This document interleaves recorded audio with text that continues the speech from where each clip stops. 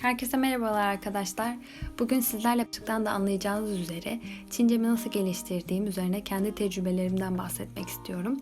Üniversite yıllarımdan itibaren çevremdeki arkadaşlarım tarafından bana nasıl ders çalıştığım, Çince ve İngilizce için nasıl pratik yaptığım sık sık sorulurdu. Bugün sizler için Çince özelinde bir dil öğrenirken neler yaptığımdan bahsedeceğim. İsterseniz lafı daha fazla uzatmadan videoya geçebiliriz. Bana göre bir dil öğrenirken dikkat edilmesi gereken ilk ve en temel şey kendinizi o dile mümkün olduğunca maruz bırakmaktır. Bildiğiniz gibi yeni bir dil öğrenmek zaman ve emek isteyen bir süreçtir. Bir dili hızlı ve pratik bir şekilde öğrenmek istiyorsanız onu günlük hayatınızın bir parçası haline getirmelisiniz. Kulağınızın ve gözünüzün o dile aşinalık kazanması çok önemli. Bunun için biraz klişe olacak ama film ve dizi izleyebilirsiniz.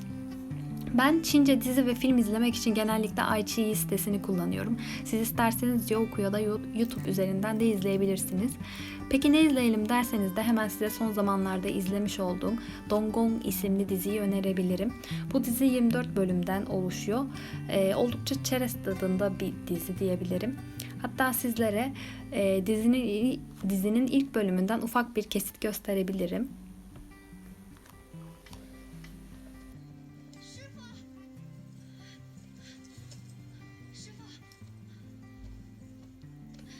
Sizlere önerebileceğim bir diğer dizi ise Yanxi Gongluo. Bu dizi 2018 yılında Çin'de televizyona damga vuran yapımlardan birisiydi. Dizi toplamda 80 bölümden oluşuyor ve eğer siz de tarihi dizileri seviyorsanız şiddetle tavsiye ederim. Dinleme yapmak için kullandığım bir diğer portal ise Netflix. Burayı daha çok İngilizcemi geliştirmek için kullanıyorum. Netflix'in en sevdiğim yanı sunduğu altyazı seçenekleri. Ben genellikle Amerikan dizilerini Türkçe altyazı yerine yine İngilizce altyazı ile izlemeyi seviyorum. Bir yandan kulağımla duyarken bir yandan da gözümle altyazıyı takip ediyorum. Bence bu çok faydalı bir yöntem. Ve elbette az sayıda da olsa Netflix'te de Çince diziler mevcut. Mesela az önce önerdiğim Yanxi Gongluo dizisinin 2. sezonunu buradan izleyebilirsiniz. Tek sorun Netflix'te Çince dizilerde Çince altyazı yok maalesef.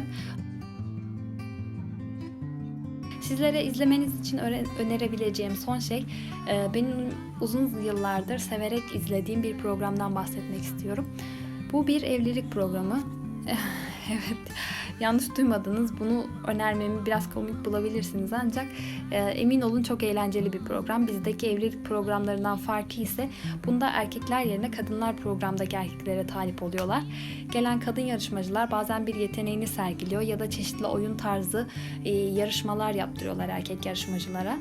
Bence Çince bir şeyler izlemek için oldukça basit ve eğlenceli bir program. Ayrıca tüm bölümlerini de YouTube'da bulabilirsiniz.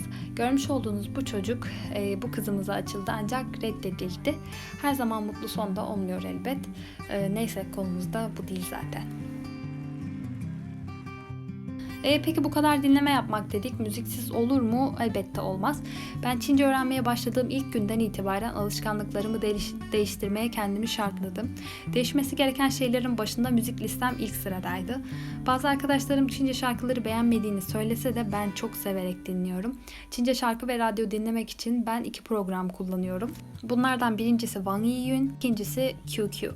Bu programların en sevdiğim yönü her çalan şarkının sözleriyle birlikte gelmesi. Böylece şarkıyı dinlerken sözlerini de takip edebilirsiniz.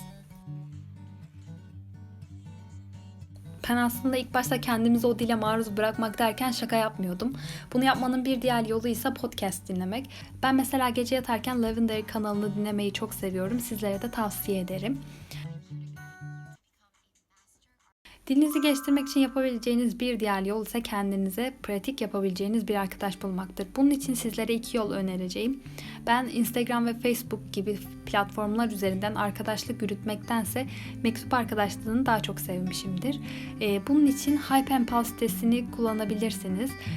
Ortadaki bu kısımdan istediğiniz kriterleri yani kişinin cinsiyetini, yaşını veya ülkesini seçebilirsiniz. Bu kriterleri belirledikten sonra site size uygun kişileri listeliyor. Buradan da kişilerin profillerine tıklayıp kime arkadaşlık isteği göndermek istediğinize karar verebilirsiniz. Mektup arkadaşlığı dışında yapabileceğiniz bir başka şey ise kartpostal değişimi yapmaktır. Bunun için de yine çok güzel bir site var. Adı Post Crossing.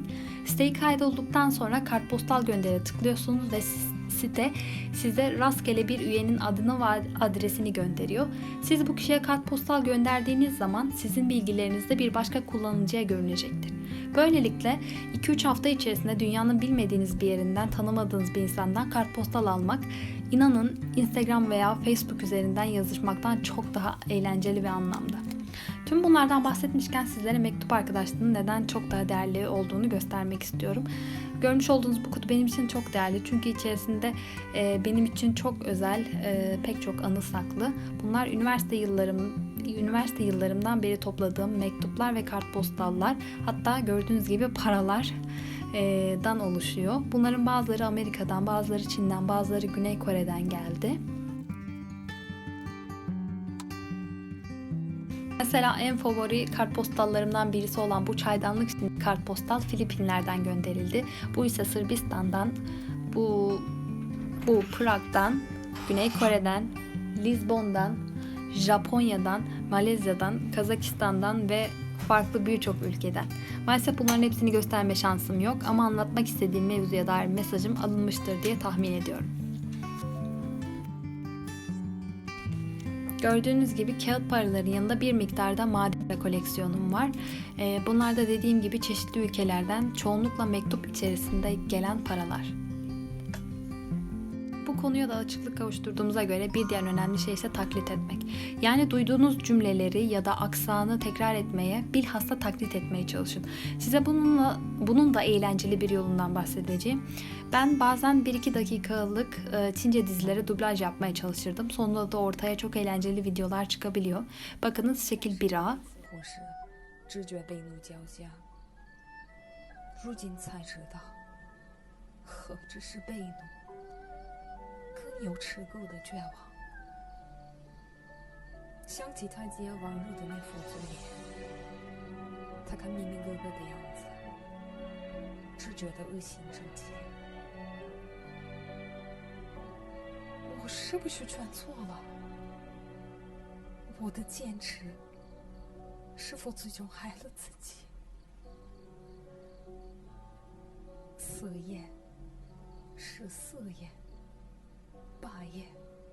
都曾提醒过我，可我总保持一种侥幸的心理。我没有师傅，没有朋友，没有爱人，没有孩子。当初我以为我有全世界，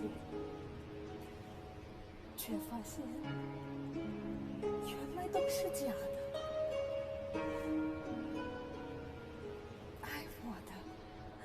为我而死，我爱他，一心想要我死。我信的背叛我，我依赖的舍弃我，我什么也不要，什么也不。Dublaj yapmak her ne kadar kolay gibi gözükse de aslında 1-2 dakikalık video sizin 1-2 saatinizi alabilir. Ama pes etmeyin, deneye deneye telaffuzunuzun daha iyi olduğunu göreceksiniz. Ve son olarak tavsiye edebileceğim şey ise sesli okuma yapmak. Hedef dile yönelik okumalar yapmak elbette çok önemli. Ama pek çok kişi sesli okumanın öneminin farkında değil maalesef. Siz Çince ve İngilizce bir metni sesli okuduğunuzda hem telaffuzunuz gelişecektir hem de o dili konuşurken kendi dilinizde olmayan sesleri çıkartırken konuşma organlarınızın kullanmadığınız kısımlarını bir nevi egzersiz yaptırmış olacaksınız. Sonuç olarak size tavsiyem bir sonraki sefere elinize aldığınız yabancı dildeki metni sesli okumaya çalışmanız. Emin olun faydasını göreceksiniz. Benim Çincemi ve İngilizcemi geliştirmek için yaptığım şeyler genel olarak bunlardan ibaret. Bazıları çok klişe olsa da her biri benim gözümde çok önemli ve yararlı noktalar. Umarım sizlere faydalı olabilmişimdir. Bir sonraki videoda görüşmek üzere, hoşça kalın.